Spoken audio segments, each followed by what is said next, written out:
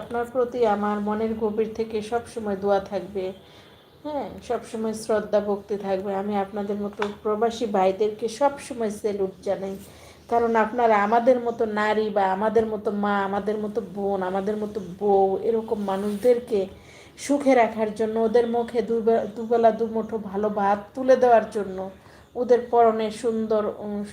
সুন্দর কিছু কাপড় চোপড় দিয়ে ওনাদের মান সম্মানটা ঢেকে রাখার জন্য, ওনাদের শখ আহ্লাদ পূরণ করার জন্য, আমাদের মনের আশা আকাঙ্ক্ষা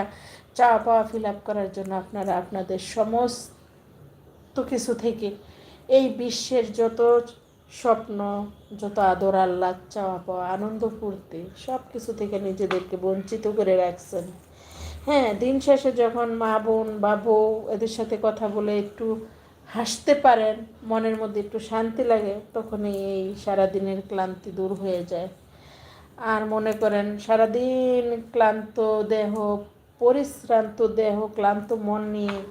যখন মা বোন পরিবারের কাছে ফোন দিলে এক একজনের এক এক বায়না, এক একজনের এক এক ঝগড়াঝাটি, এক একজনের এক এক বিচার আচার, এক একজনের এক এক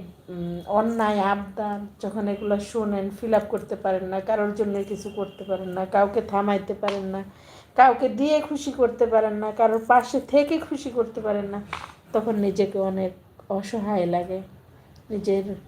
নিজের জন্য নিজের অনেক কষ্ট হয়, নিজেকে নিজে ধিক্কার দিতে ইচ্ছা হয়,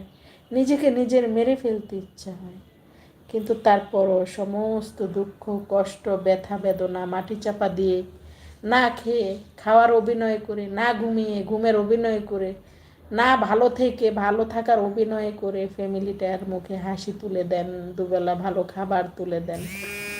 বোনের বিয়ে, ভাইয়ের বিদেশে যাওয়া, ভাইয়ের গাড়ি কিনা, অমুক তমুক কত কিছু করেন আপনারা।